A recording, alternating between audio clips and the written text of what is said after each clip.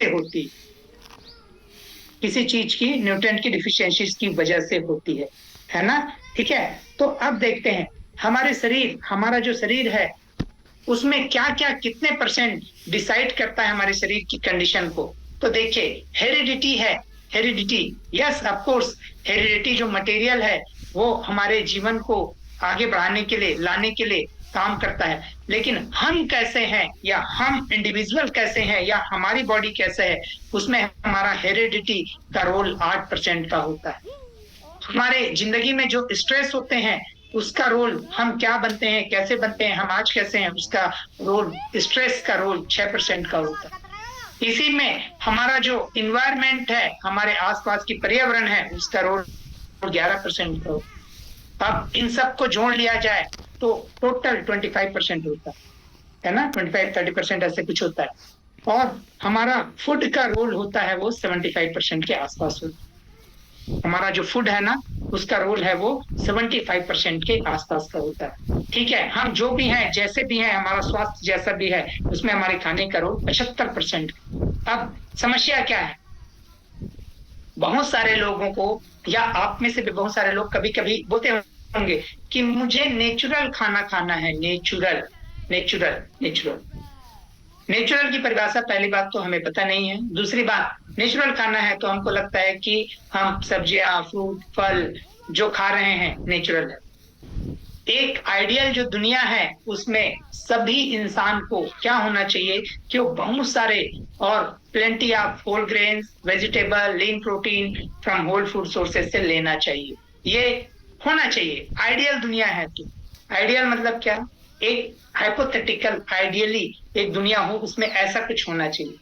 लेकिन हमारी जो दुनिया है वो आइडियल दुनिया है क्या, हमारी दुनिया आइडियल है क्या, हमारा समय आइडियल है क्या, हमारा काम कोई आइडियल है क्या, हमारे टाइमिंग्स आइडियल है क्या, या फिर हमारी जीवन शैली आइडियल है क्या। तो रियलिटी ये है कि हम जो बिजी लाइफ में जी रहे हैं वहां पे यहाँ पे पॉसिबल नहीं होता है। और मैक्सिमम टू मैक्सिमम टाइम अगर महीने की बात करें तो किसी किसी फैमिलीज के महीने का 1 हफ्ता, महीने का 4 दिन, महीने का 10 दिन, ऐसे ही वो इस प्रकार के आइडियल सिचुएशन पे आइडियल खाने के लिए समय निकाल पाते हैं और व्यवस्थित करते हैं। बाकी rest of the day means महीने के 20 डेज 25 डेज हम हमारे पास टाइम ही नहीं होता कि हम इस आइडियल सिचुएशन को या इस आइडियल कंडीशन को फुलफिल कर सकें। इस बात को एग्री करते हैं क्या, इस बात को एग्री करते हैं क्या, कितने लोग जॉब पर्सन होंगे, कितने लोग हाउस वाइफ होंगे, कितने लोग बिजनेसमैन होंगे, बहुत सारे समय में तो नाश्ता तो हम भागते भागते ही करते, नाश्ता तो हम भागते दौड़ते ही कर रहे होते हैं। होता है क्या, ऐसा होता है क्या कि हम हड़बड़ी में ही होते हैं। जनरली हमारा रात का डिनर ही कई बार थोड़ा व्यवस्थित हो पाता है, बाकी नाश्ता हो गया, हमारा लंच हो गया, हम कहीं ना कहीं बाहर करते हैं तो हम जो हमें जो चाहिए वो चीज नहीं ले पाते। मीन्स हम 3 मील में से 2 मील तो ऐसे उटपटांग चीजों या फिर जो है अनसफिशियंट चीजें को, इनसफिशियंट चीजों को हम लेते हैं। ठीक है, तो अब आगे बढ़ते हैं। यहाँ पे कोई भी ऐसा स्टडी नहीं है, ऐसा कोई भी साइंटिफिक स्टडी नहीं है जो कहता है कि हमको जो जरूरत की ऑप्टिमल विटामिन मिनरल्स है वो हमारे जो फूड है, फूड आइटम्स है, उससे हमें मिलता है। ऐसा कोई भी स्टडी नहीं है अभी तक जो इस बात को पुख्ता, सब कुछ जो मिनरल्स एंड विटामिन जो मैक्रो एंड माइक्रो न्यूट्रिएंट चाहिए वो मिल जाए। अब थोड़ी कुछ सच्चाई को हम देखते हैं। अभी हमारा जो अभी का जो न्यू न्यू रियलिटीज है वो इस प्रकार है। अभी हम मल्टीपल क्रॉपिंग करते हैं, मल्टीपल क्रॉपिंग। पहले कुछ समय के लिए हमारा जो लैंड होता था उस धरती को, जमीन को 1 क्रॉप 2 क्रॉप लेने के बाद कुछ महीने कुछ दिन उसको खाली या बंजर छोड़ा जाता। रीजन जानते हैं क्या, कोई रीजन जानता है क्या कि क्यों हमारे जो लैंड्स होते थे उनको हम जो है खाली छोड़ते थे, ये कोई जानते हैं क्या, किन्हीं को पता है क्या कि ऐसे क्या रीजन था कि हम, हाँ, कुछ लोगों ने एडवाइस किया। कुछ लोगों ने रिक्वेस्ट किया, तो यहाँ पे सबसे पहले तो यहाँ पे शेयरिंग को मुझे बंद करना पड़ेगा, है ना? यस, ये चलो। यस परमीना जी, आप बताइए कि क्यों हम हमारी जमीन को एक क्रॉप लेने के बाद कुछ समय का गैप छोड़ते थे, प्लीज बताइए। यस सर, नमस्ते। और उसमें ऐसा है सर कि जब हम एक क्रॉप ले लेते हैं तो उसमें सारे न्यूट्रिशंस चले जाते हैं ना, तो फिर कुछ टाइम के लिए उसको ब्लैंक ऐसे खुला रखेंगे तो उसके अंदर धूप आएगी और उसकी वजह से कुछ अंदर जर्म्स जो रहते हैं उसके अंदर से उसका न्यूट्रिशंस फिर से वो अडेप्ट करते हैं। और कुछ टाइम के बाद जब हम फिर से क्रॉप उगाते तो उसमें अगेन एंड अगेन जो न्यूट्रिशन आने चाहिए, जो विटामिन आने चाहिए वो आते हैं, मिनरल्स जो आने चाहिए वो आते हैं। बहुत ही बढ़िया, बहुत आसान। हार्ड शेयर करेंगे। अगर आपको नहीं पता था तो लिखेंगे, अगर आपको खेती का बेसिक प्रिंसिपल नहीं पता था तो आप लिख लेंगे, है ना? लतिका जी, आप कुछ अलग बताना चाहेंगे या यही है? और किन्नरी जी, आप कुछ अलग बताना चाहेंगे कि यही था? नहीं सर, यही था कि अगर हमने Very कोई good. क्रॉप लिया है रेडी करके तो वापस वो जमीन में मिनरल विटामिन जो हमें उगाने के लिए चाहिए वो सब जमीन से खाली हो गए तो वापस वो मिट्टी में वो वापस आए, उसके लिए हमें उसे खाली छोड़ना चाहिए। Very nice, thank you, thank you. Latika ji, आपका भी सेम बात है? सर उस खाली छोड़ने से जमीन की उर्वरा शक्ति तो बढ़ती है, साथ में जैविक खाद डालने से और ज्यादा अच्छा पोषण उसमें फसल से हमें प्राप्त हो सकता है, इसलिए उसको कुछ समय के लिए खाली छोड़ा जाए। वेरी नाइस, चल। कला कला जी, आपका भी सेम बात है? नहीं, उसको इसलिए खाली छोड़ा जाता है कि उसमें अगर जो चारा वगैरह उगता है तो वो खाद उसको फिर बारिश में और पानी का वजह से वो सड़ जाता है, तो उसमें क्या होता है जो अपने को गुड बैक्टीरिया वगैरह चाहिए तो वो पूरा खाद बन जाता है, इसलिए उसको खाली छोड़ा जाता है। वेरी नाइस, चलो, वेरी गुड। तो ये बात सबको समझ में आया क्या? प्यारा सा हार्ट देंगे जिन्होंने भी हैंड राइज किया और जिन्होंने भी ये बात शेयर किया। तो देखिए, ये बात है कि क्रॉपिंग के पैटर्न में हमारे फील्ड्स को कुछ समय के लिए खाली छोड़ा जाता था। उसके उसके पीछे साइंटिफिक रिसर्च है, काम किया गया है, और नेचुरल प्रोसेस है। वो क्या है? नेचुरल प्रोसेस है, प्राकृतिक प्रक्रिया है वो, जिसके अंदर जो है, ये कहते हैं, जैसे हमारे कोच हमें बताते हैं कि ये जो दुनिया है वो किनकी दुनिया है? माइक्रो ऑर्गेनिज्म की दुनिया है, बैक्टीरियाज की दुनिया है, और उस बैक्टीरियाज की दुनिया में हम आके रहते हैं। और वो बैक्टीरियाज इस धरती के इकोसिस्टम को बनाए रखने के लिए अपना काम चुपचाप करते रहते हैं, कभी किसी को नहीं बताते हैं, वो अपना काम करते रहते हैं। तो जब भी कोई पेड़ उगता है, कोई क्रॉप उगता है, कोई फसल उगता है, तो वो धरती से मिनरल्स एंड विटामिन को लेते हैं, और उस मिनरल्स एंड विटामिन को, ऐसा कोई भी चीज नहीं कि ऑटोमेटिकली कोई मिनरल्स एंड विटामिन इस प्रकृति में है उसको अपने आप अब्सॉर्ब कर सके। कोई भी नहीं, कोई भी जीव जंतु नहीं, कोई भी जानवर नहीं, आप भी नहीं, कोई इंसान नहीं, कोई भी पेड़ पौधा नहीं, उसको उस मिनरल एंड न्यूट्रिएंट को अब्सॉर्ब करने और हमारे शरीर को उपयोग में लाने के लिए हमारे शरीर में डालने का काम जो करता है बैक्टीरिया करता है। वो आपके साथ भी ऐसा ही होता है। आपके गट में भी जो है, आपका शरीर जितना बड़ा है, जितने शरीर में सेल हैं उसके 10 गुना बैक्टीरिया शुद्ध, ठीक है? तो वैसे ही मिट्टी में भी होता है। तो मिट्टी को जब हम थोड़ा खाली छोड़ते हैं तो क्या होता है? वो टॉपअप हो जाता है, एनपीके, है ना? नाम सुना होगा एनपीके, है ना? सभी ने सुना क्या एनपीके? हाँ, अब वो एनपीके को टॉपअप करने का काम अब हमने किसको दिया है? यूरिया को। अब उस एनपीके को टॉपअप करने का काम हमने किसको दिया है? अब यूरिया को दे दिया। दूसरा एक और पैटर्न होता था, मल्टीपल क्रॉपिंग करते थे। मल्टीपल क्रॉपिंग को जानता है कि, सॉरी, मल्टीपल क्रॉपिंग बोलता हूं मैं, उसको बोलता हूं कि जो है वेरिएंट क्रॉपिंग। एक और कोई किसान है क्या यहाँ पे? कोई किसान है क्या? हाँ, अल्टरनेटिव क्रॉपिंग, यस, जैसे दीदी ने किया, थैंक यू। हाँ, अल्टरनेटिव क्रॉपिंग कहते हैं उसको, है ना? अल्टरनेटिव क्रॉपिंग का मतलब क्या होता है? अल्टरनेटिव, लतिका जी को भी शायद पता है। यस लतिका जी। दो फसल एक साथ ली जाती है, जैसे कुछ फसलों के जो जड़ों में जो गांठें होती हैं उनके साथ दूसरी फसल को पोषण मिलता है, और वो दो, जैसे गेहूं, मक्का और मूंगफली एक साथ उगाना, दोनों की एक दूसरे की पोषण की पूर्ति करते हैं। हाँ, ये एक तरीका हो गया। दूसरा तरीका ये हो गया कि thank you Latika ji, thank you very much. प्यारे से हार देंगे, देखिए जिनको नहीं पता था नोट करेंगे, ठीक है। दूसरा एक और तरीका होता है कि एक सीजन में किसी जमीन में एक फसल उगाया, जैसे हमने क्या उगाया, गेहूं उगाया, तो दूसरे सीजन पे अगेन उसमें गेहूं ना उगा करके उसमें फिर हम कोई दलहन की फसल उगाते थे, जैसे कि हमने राहर डाल दिया, सोयाबीन डाल दिया, ऐसा कुछ। फिर नेक्स्ट टाइम उसमें फिर कोई और फसल उगाते थे। लेकिन अभी के समय में कुछ बातें हुई है, मल्टीपल क्रॉपिंग, ज्यादा मुनाफा, ज्यादा प्रोडक्शन करने के लिए एक फसल खत्म हुआ नहीं कि दूसरा फसल खत्म हुआ कि नहीं कि तीसरा फसल, ऐसे करके हम लगातार सेम टाइप की चीजों को और सेम ही फसल को बार बार जो है उगाने की कोशिश करते हैं। तो वहां पे न्यूट्रेंट वैल्यू सही तरीके से उन फसलों में नहीं आ पाता। क्यों? क्योंकि जमीन में ही वो minerals and vitamin top up नहीं हो पाते हैं, तो सही न्यूट्रेंट्स उन फसलों में नहीं आ पाती है। और उन फसल्स में जिसको अगर हम नेचुरल समझ करके खाने की कोशिश कर रहे हैं, वहां पे सही तरीके से आपका न्यूट्रेंट नहीं आ पाता। और ये तो एक बात हो गई जो नेचुरल प्रोसेस से संबंधित है। इसके अलावा और भी बातें हैं।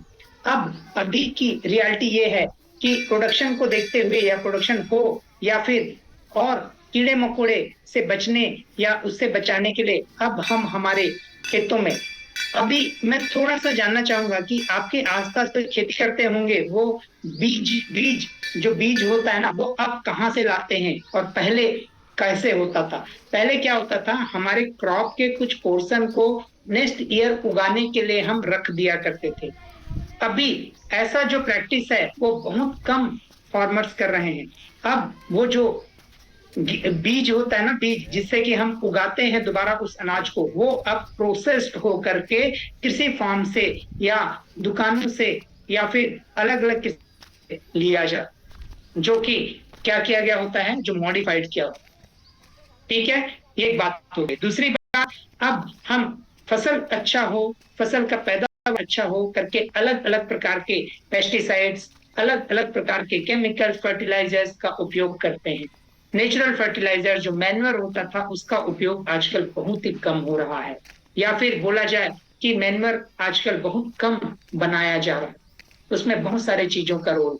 अब क्योंकि आप जब मार्केट में जाते हैं तो कैसे फ्रूट्स को लेना पसंद करते हैं, जो दिखने में सुंदर हो उसको, कि थोड़ा दिखने में अप डाउन हो उसको, कैसे जो है फ्रूट्स को लेना पसंद करेंगे? अगर आप एप्पल लेने गए हैं तो दाग लगा हुआ एप्पल लेंगे क्या?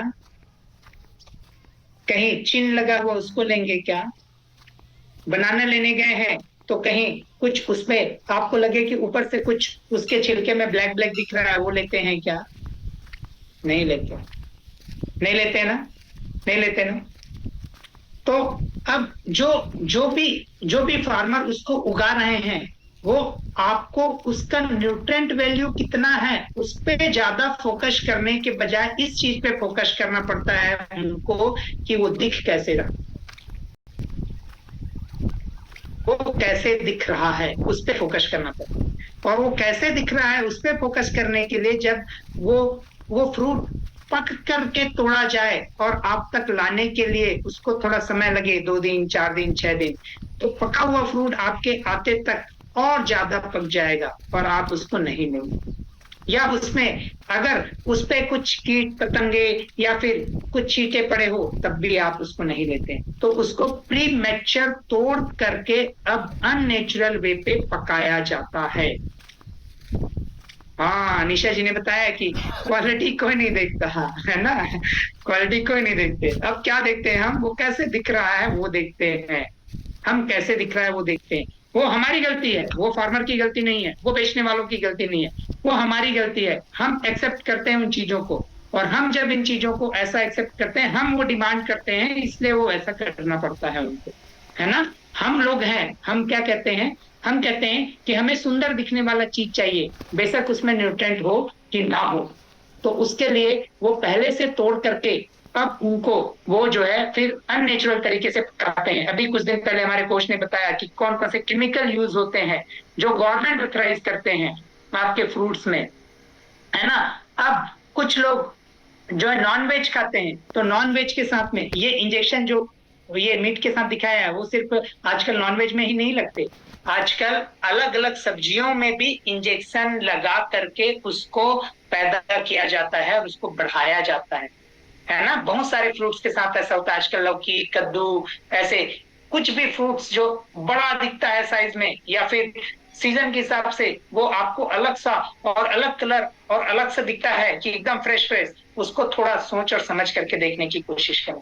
फिर हैंडलिंग, किसी भी फूड आइटम की हैंडलिंग कई सारे जगह पे सही तरीके से नहीं होती है, और अब उसके बाद में आर्टिफिशियल कलरिंग और आर्टिफिशियल प्रोसेसिंग, हम लोग ये सारी चीजों का यूज करने की आदी हो चुके हैं, जिसकी वजह से हमको अभी सही चीज या सही खाना हम जिसको नेचुरल समझते थे वो नेचुरल दिखने में तो है लेकिन सचमुच नेचुरल नहीं। ठीक है, अब नेचुरल की अगर बात करें तो आपके शरीर को भगवान ने, आपके गॉड ने, आपके वाहिगुरु ने, आपके जीसस ने, आपके अल्लाह ने ऐसे बनाया है कि अगर आपने इसको ऐसा चीज दिया जो ये नेचुरली अब्सॉर्ब कर सकता है या नेचुरली खा पी सकता है, तो ये जैसे इसको बनाया गया वैसे फंक्शन करे। तो आज की दुनिया की जो रियलिटी है वो रियलिटी कुछ इस प्रकार है ना। आगे चलते हैं, देखिए इंडिया की बात करते हैं। इंडिया जहां पे हम रहते हैं, हमारा प्यारा भारत देश, यहाँ पे रिसर्च कहता है कि 70% of Indian diets are protein deficient. Lucknow के बारे में स्पेशली बात किया है इस रिसर्च पे, क्योंकि शायद लखनऊ में स्पेसिफिकली रिसर्च किया गया था। तो कहते हैं कि Lucknow is the most protein deficient with 90%। अलग अलग स्टेट्स में किया गया था, है ना। अब थोड़ी सी बात देखते हैं, थोड़ा पुराने समय और अभी की समय की बात देखते हैं। जो सॉइल है, जो मिट्टी है, उस मिट्टी के कुछ कंटेंट को ये 1936 का है, 1987 का है, 1940 का है, 1991 का है।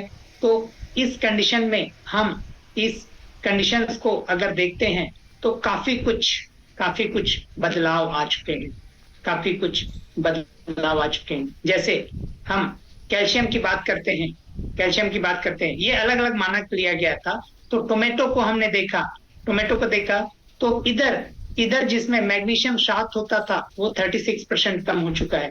यहाँ कैरोट को देखें तो मैग्नीशियम 12 होता था, वो 3 पे आ चुका था 91 में, है ना। और ये जो है हमने हमारे साथ में यूके की मिनिस्ट्रीज ने ये चेक किया गया है। ठीक है, ये देखिए, ये कुछ बातें हैं जिसपे 27 प्रकार के डिफरेंट टाइप के वेजिटेबल्स एंड फ्रूट्स के बल्ब, मतलब उसको एक लुब्धि फॉर्म में बना करके या उसके मेन मटेरियल को अलग करके उसमें ये कुछ टेस्ट किया गया था, है ना। ये कुछ टेस्ट किया गया था। तो इसमें जो है ये 36 से 87 की बात थी, और ये बात थी हमारा 40 से 91 की बात थी। सोडियम 29% डिप्लीट हुआ था, पोटेशियम 19% डिप्लीट हुआ था, है ना। फास्फोरस 2% बढ़ा था, आजकल फास्फोरस के लोग का बढ़ा हुआ आता है।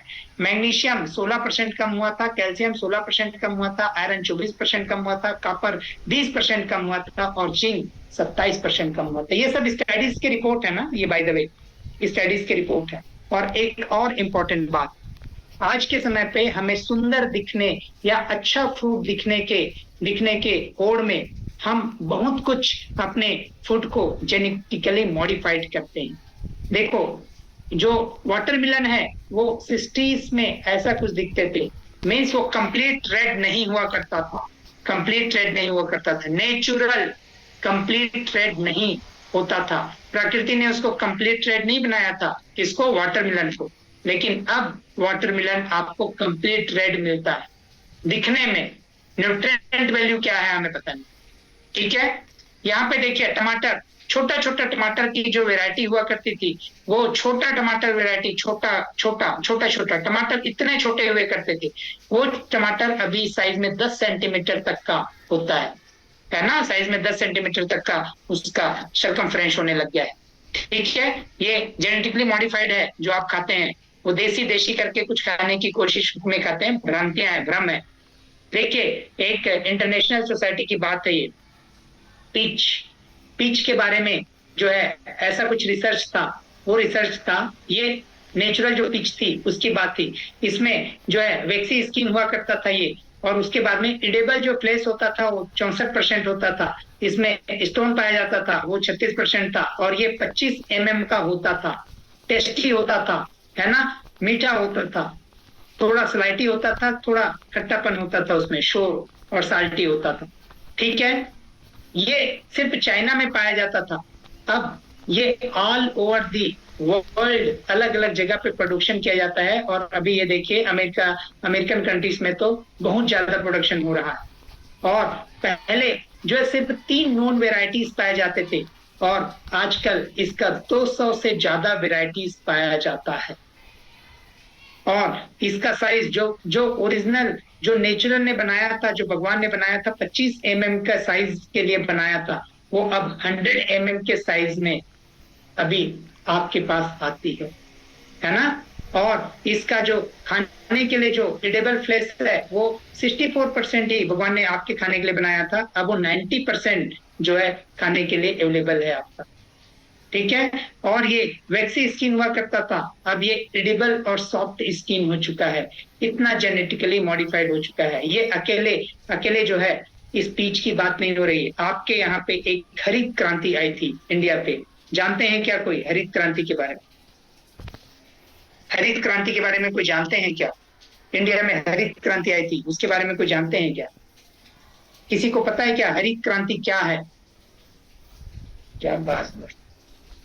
नेचुरल खाना खाने का सबको एक डायलॉग होता है, हर कोई, जैसे हम लोग वेलनेस कोचेस है, किसी से बात करते हैं ना तो वो हमें बोलते हैं नेचुरल खाना खाते हैं। देखिए हमारी कम्युनिटी में 93 लोग हैं, हरित क्रांति के बारे में नहीं पता है। पेड़ को बचाने के लिए आंदोलन था।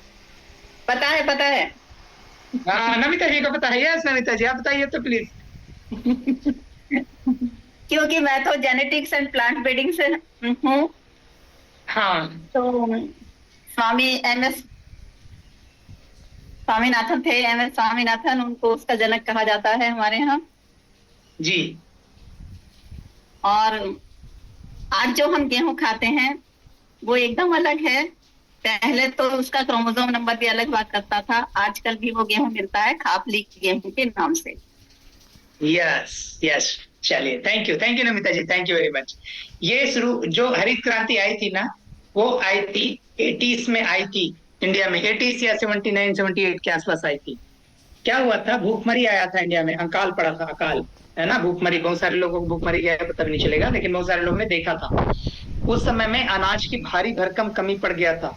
उस समय पे इंडिया पे जेनेटिकली मॉडिफाइड व्हीट को लाया गया था, उसके बीज को, और उसको स्पेसिफिकली पंजाब प्रांत में उसको एक्सेप्ट किया गया था और वहां लगाने की कोशिश की गई। प्रोडक्शन बहुत ज्यादा बढ़ गया था, हमारी भूखमरी से जो जनता शिकार हो रही थी उनको खाने के लिए खाना मिल गया था। लेकिन आज वही पंजाब कैंसर में नंबर 1।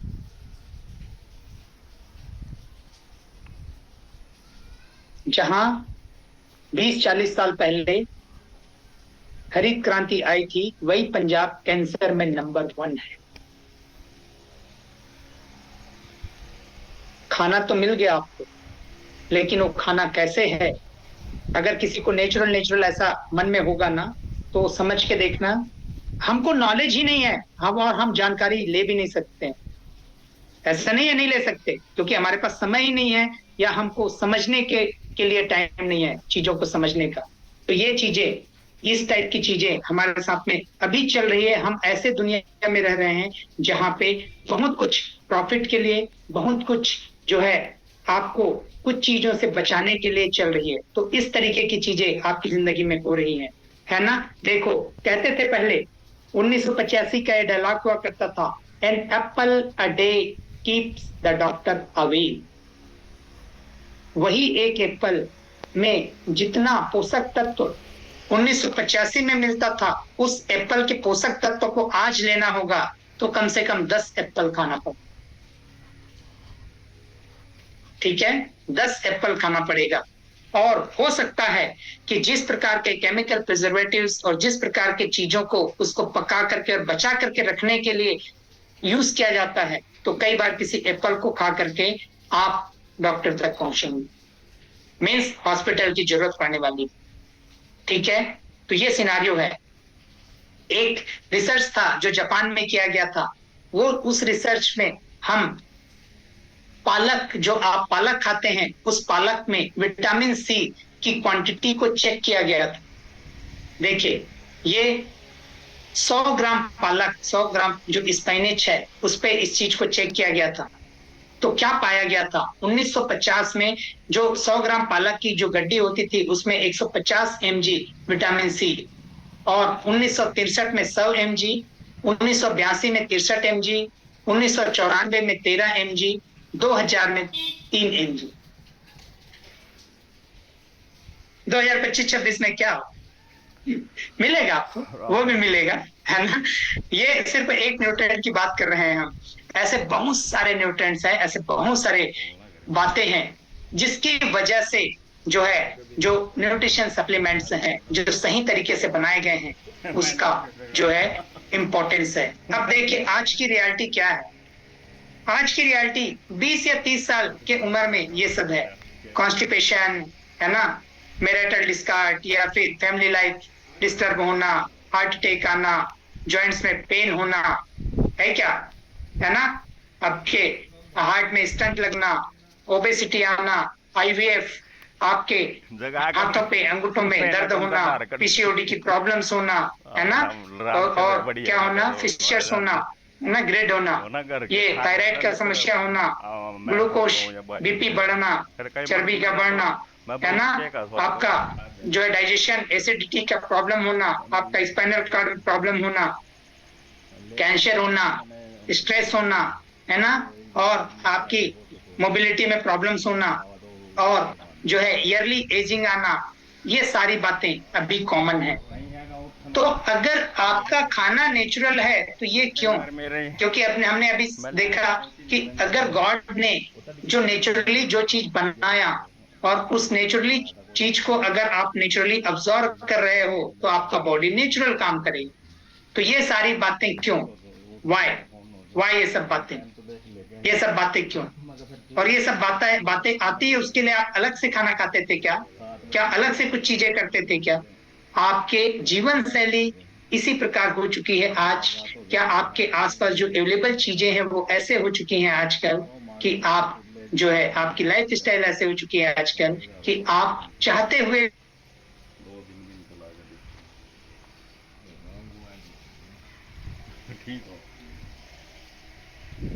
मगर कौन ने महाराज ने क्या पता, क्या रात भर जाग गया हो, मगर रात भर जाग रहे हो, क्या पता मगर। तो क्या आपको पता है कि जो भी चीज गॉड ने बनाया है, चाहे फसल बनाया हो, फ्रूट बनाया हो, पेड़ पौधे बनाया हो, सबका कुछ डिफेंस मैकेनिज्म दिया है ताकि दूसरा ऑर्गेनिज्म, दूसरा जीव जंतु उसको इजिली हानि ना पहुंचा सके।